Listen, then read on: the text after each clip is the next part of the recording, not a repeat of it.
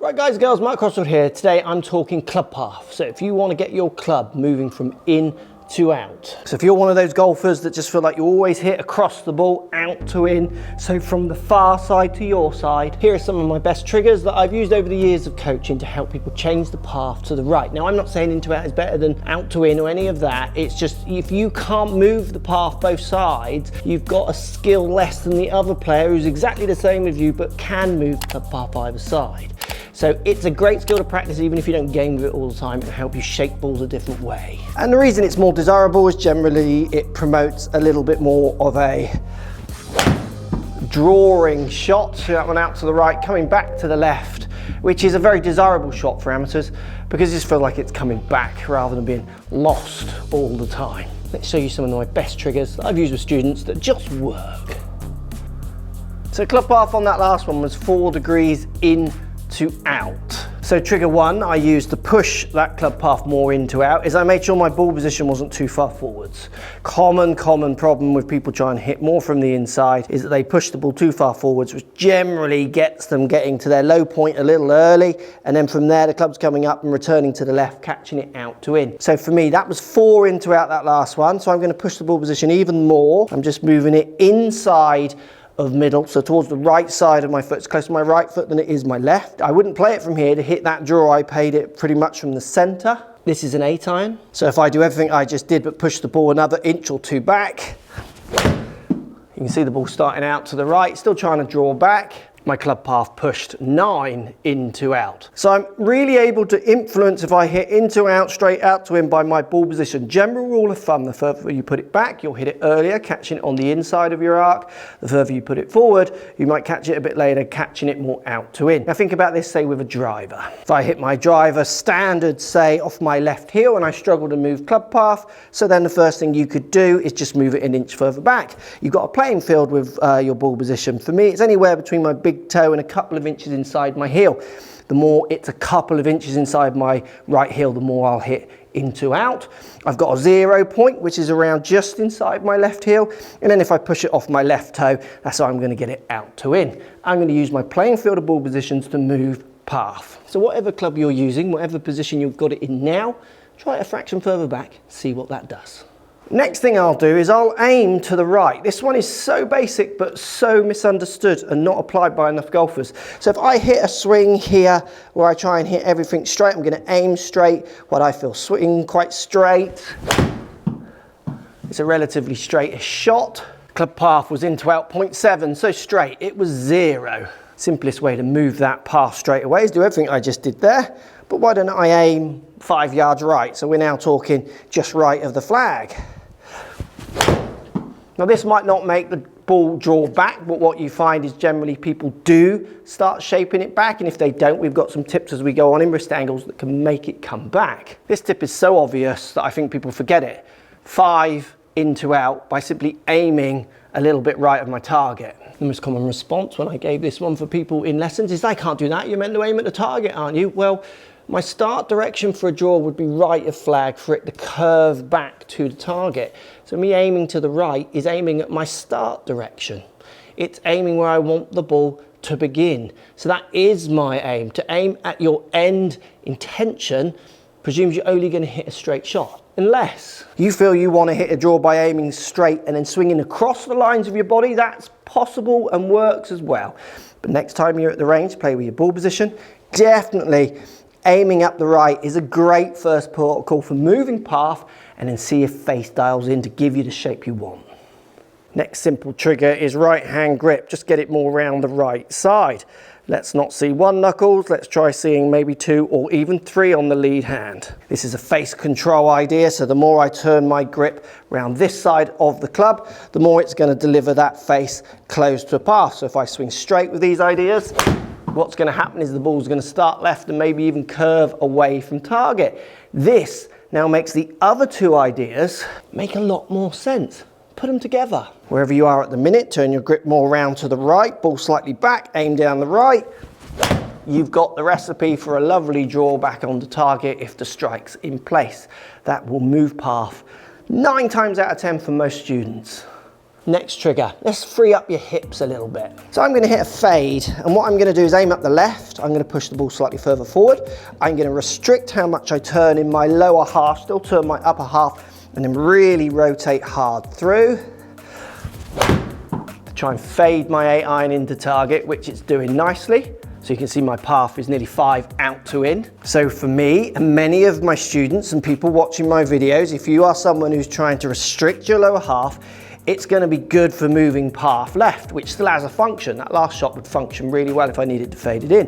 But if we're trying to move path to the right, aiming slightly down the right and then burying this right hip further back in the backswing. So really feel like you get into the heel of your right foot, can have massive influences on that club path. Don't be afraid to let the left knee come forward, even if the left heel has to come up. Just really free your pelvis area up to a lot more rotation. What you're going to find is it changes arm depth in your swing, allowing you maybe to get more this side to then hit out, and in turn completely changes the path back now to nearly 6 inside. That's about a 10-degree changing path by marrying up my aims to how much hip rotation I put in. Now what you can sync with this is obviously upper body rotation as well. If you're going to let your right hip bury a bit more in the backswing, why not let your right shoulder come back a bit further as well, left shoulder out in front of you.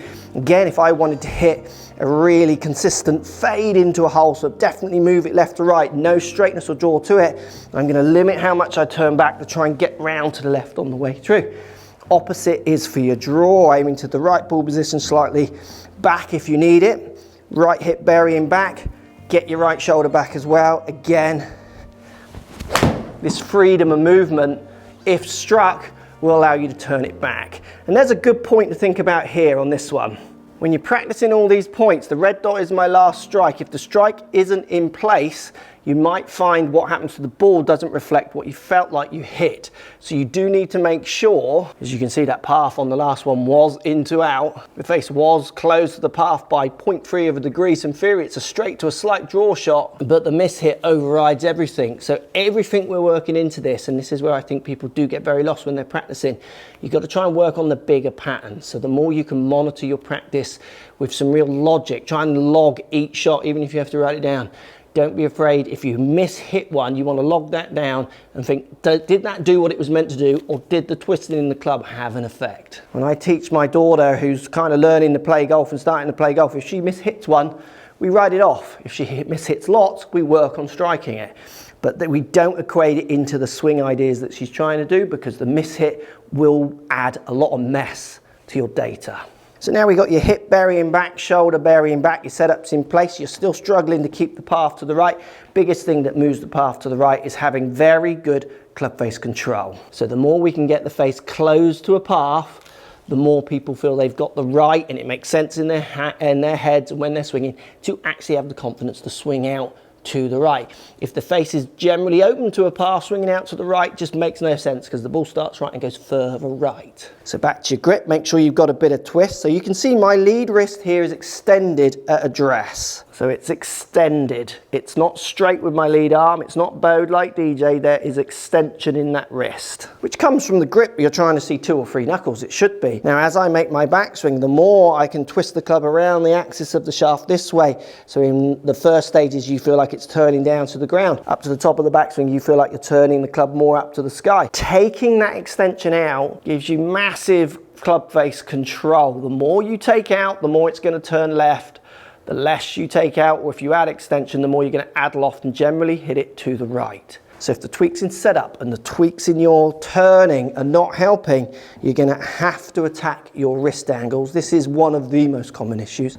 So as you swing that club back as much as you can, try and flatten that lead wrist with your lead arm on the backswing and the downswing. The more I do that, watch, if I want to really turn one, I'm going to put a lot of extension in and take a lot of extension out, keep it out, and just snap hook it. The amount of times I've done that with students. I love getting students to hit really bad shots, but the other direction, to the direction they normally hit their really bad shots. Because I always think in any discussion and discovery, The more you think and look at both sides of the argument, the easier it is to find that middle ground. So if you default to high right, you default to extending that wrist and not getting that extension out of your wrist, learning to hit somewhere you actually feel like you almost DJ the wrist and deliver the face like I did there, massively close to a path, and start snap hooking, you've got every range of shots now, and we just need to dial it into some kind of functional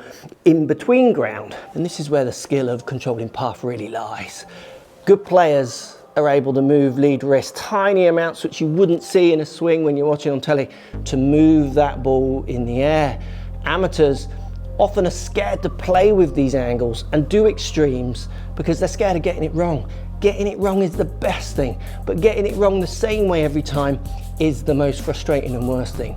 Getting it wrong the opposite to how you get it wrong teaches you some new patterns. Let me know if this helps. All these ideas apply to any club. I'm using an 8-iron. You could go up and down through your loss, even to your driver. The ball position changes obviously, but don't be afraid to play with it. What I want you to do is let me know in the comments which one of these worked, and what you might find. It might be one, it might be all of them, it might be a combination of two. You have to dial in these ideas to fit whatever you're bringing to the table already. This isn't the ultimate fix. These are tools that you need to choose which one you need to use at the right time. So if you're someone who needs to use the hammer, let's say that's the ball position, and you need a screwdriver, let's say that's the wrist angles, those are the two tools you need to pull out of this video. If you're someone who just needs the whole toolbox and you need to just use every one of them, you're one of those people. If you're just a person who moves the ball back and that sinks it, that's fantastic. These are tools that allow you to learn, allow you to hit better shots, and hopefully allow you to hit target more. Let me know if it helps in the comments.